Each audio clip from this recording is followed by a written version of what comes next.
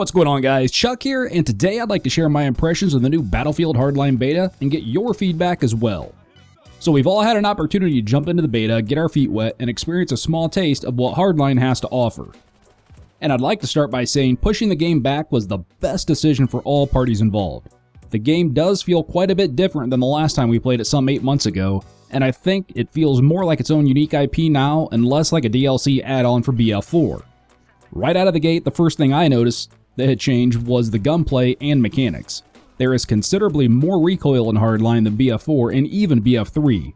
As it stands now, with the current build we played in the beta, spraying and praying should not be a viable option any longer if you wish to be efficient with your weapons, as you're much more likely to miss your shots and lose gun battles more frequently when doing this. Shorter burst and tap firing is certainly going to be more critical in the majority of gunfights, especially at longer ranges. Some weapons do currently perform better than others at those ranges, but tap firing is still going to be your best bet at taking down enemies at those distances. Also, time to kill is much faster as the damage models have increased greatly in the beta when compared to the current build of BF4. For example, the M416 in the BFH beta has an amazing 850 rounds per minute rate of fire and a max damage of 28, whereas its BF4 counterpart has 750 rounds per minute rate of fire and a max damage of only 24. Now, I'm sure there will be plenty of weapon balancing between now and the launch, but if these higher time to kill times remain in the game, I'm okay with that, because much like the higher recoil changes, the effects of dying faster should make people change their playstyle up just a little bit more, as you're no longer going to be able to run and gun as much as you did before, as you'll need to be more alert as to your situational awareness when getting involved in firefights. As for changing up playstyles, playing the objective has received a bit of a buff as well, as you gain more cash to upgrade your arsenal when PTFOing.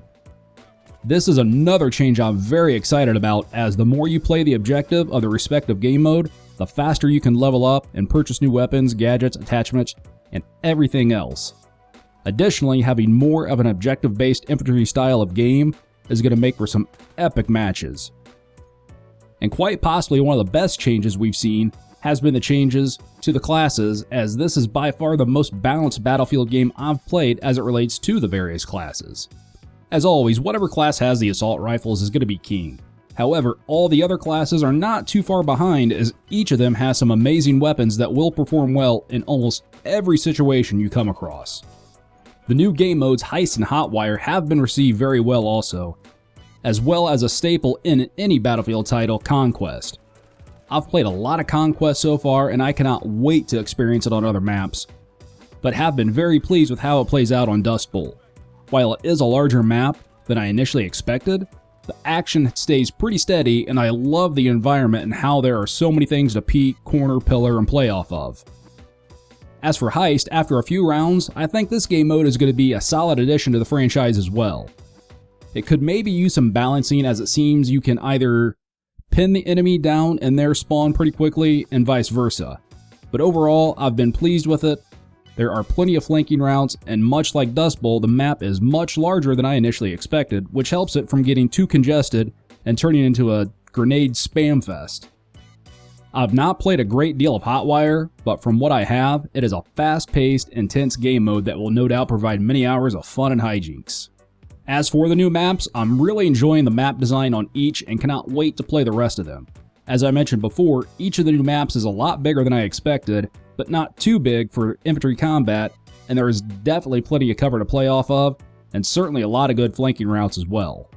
Overall, the performance has been solid as well. The netcode seems okay, as I feel my shots are registering, and I'm able to duck behind cover when being fired upon. I have experienced some kill trades, but nothing too excessive. And I don't feel I'm dying around corners as much as I do in BF4, where to this day I can still be 3 feet behind a wall after running to cover, and I'm still taking damage and dying. I've also not really experienced any game-breaking bugs or any major frame drops either. I've got the settings set on high with the exception of a couple that are on ultra, and I'm consistently getting around 130 frames per second. Now, the one big gripe I have with Hardline though is hacker mode. I'm by no means a fan of this making its way into the game. One major thing we experienced with Commander mode in BF4 was the spamming of the UAV, which of course lights up your minimap and shows you the location of enemies within a certain radius for approximately 1 minute. In my opinion, this takes away a lot of the tacticality from the game, especially in an infantry-based game like Hardline, where flanking can be a major part of any match. But if you're spotted without your enemy seeing you, and they get the drop on you and take you out when they were otherwise oblivious to your position on the map, that's going to create a lot of frustration for a lot of players. It remains to be seen how this function is balanced out, but I would not be at all upset if this was completely taken out of the game, never to return. And just a quick note on the minimap, I love how it now shows you the burn radius on the cap points on Conquest. Great addition by the folks over at Visceral. Overall, I have thoroughly enjoyed the beta and cannot wait till the full release on March 17th. I feel with the extra time in development, they have made the game more unique than before with the addition of new game modes and some other tweaks, as it no longer feels like an add-on for BF4. I'm definitely picking this game up and will log plenty of time in it, no doubt. Alright guys, that is all for today. Be sure to stay tuned to the channel as there will be plenty of Hardline content coming your way in the coming days and weeks ahead.